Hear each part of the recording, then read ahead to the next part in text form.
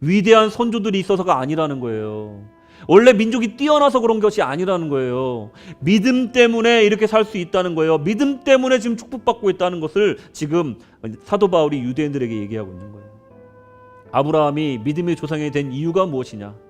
그것은 바로 하나님을 전적으로 믿었기 때문이라는 거예요. 아브라함은 위대한 사람도 아니고 더욱이 거룩한 사람도 아니었다. 그는 우상을 섬기고 목상, 석상, 금상을 만들던 사람이에요. 그가 여호와 하나님을 믿음에 하나님이 그를 부르셨다라는 것입니다. 믿음이 있는 사람을 부르는 것이 아니었다는 거예요. 경건한 사람을 불렀다는 것이 아니에요. 믿음의 불모지에서 그를 인도해 내신 겁니다. 믿음이 없던 아브라함을 부르신 거예요. 내가 믿은 것 같지만 하나님이 나를 부르신 것이라는 것입니다. 믿을 만한 싹이 보인 것도 아니었다는 것입니다. 오히려 우상 숭배와 죄악 가운데 있던 나를 부르신 것이 그 믿음의 과정이라는 것입니다.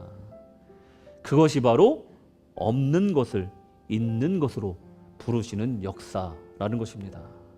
아브라함이 인정하는 것은 이런 하나님의 부르심에 믿음으로 응답했다는 것, 바로 그것이 바랄 수 없는 중에 바람이라는 것입니다. 이게 바로 믿음이에요. 다 될 것 같은 거 믿는 것이 무슨 믿음입니까? 바랄 수 없는 것, 이루어질 수 없는 것을 바라고 기도하는 것이 믿음인 줄로 믿으시기 바랍니다. 믿음은 이렇게 상호작용하는 거예요.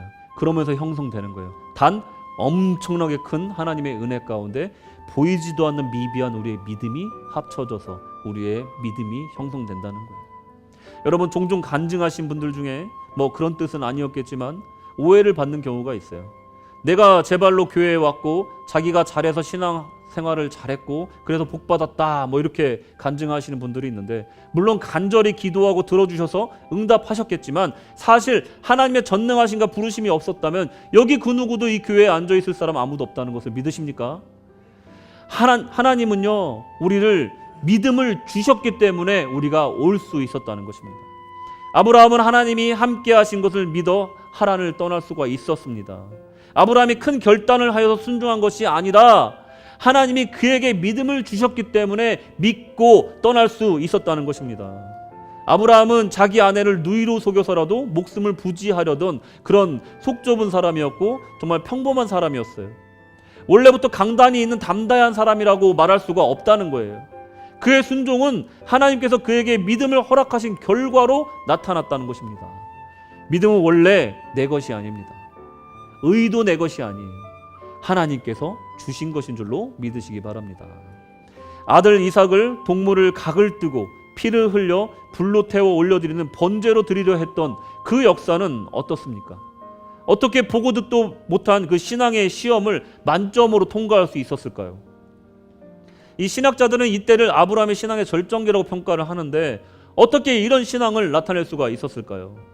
24절을 보시면 의로 여기심을 받을 우리도 위함이니 곧 예수 우리 주를 죽은 자 가운데서 살리신 이를 믿는 자니라. 아멘.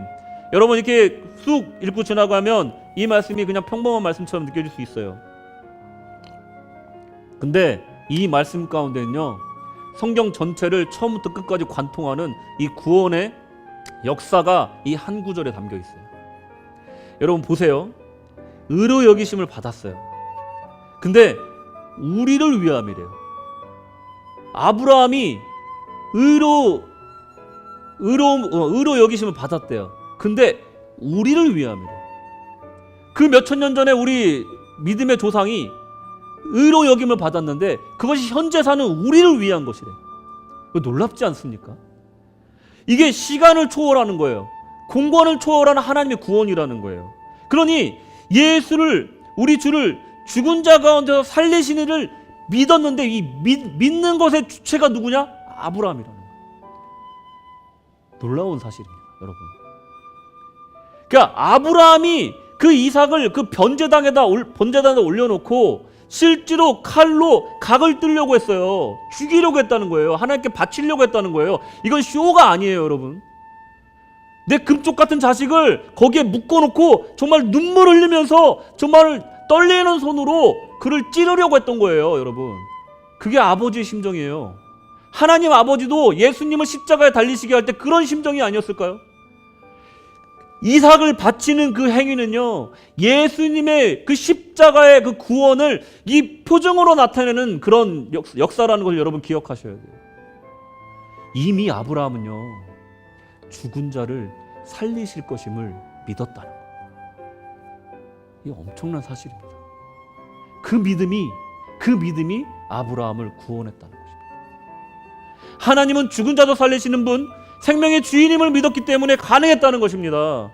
이삭을 바칠 수 있었던 것은 진심으로 죽은 자도 살리시는 하나님이심을 믿었기 때문에 가능했다는 것입니다.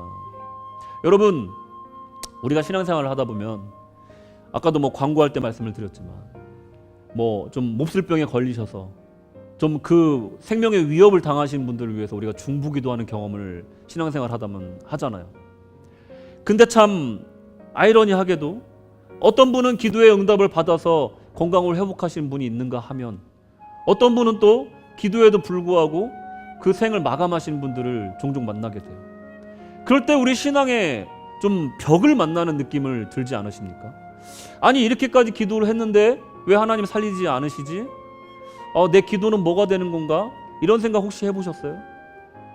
여러분, 이럴 때 아브라함의 신앙이 필요한 거예요. 그럼에도 불구하고 저분은 분명히 하나님 뜻이 있어서 데려가셨지만, 분명히 하나님의 뜻이 있다면 저 가망이 없는 저 사람도 하나님 살리시고자 한다면 살리실 줄로 믿는다. 이게 바로 아브라함의 신앙이었던 거예요. 그럼에도 불구하고 나는 하나님이 생명을 살리심을 믿는다.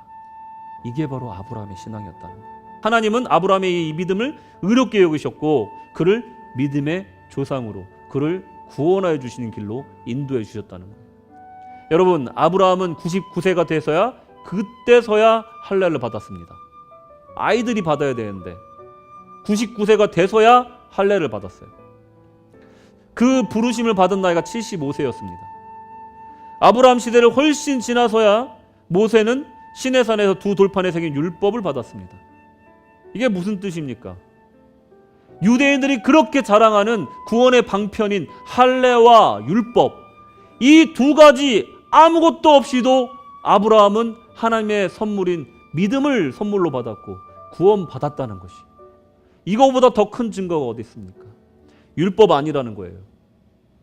도덕적인 선이 아니라는 거예요.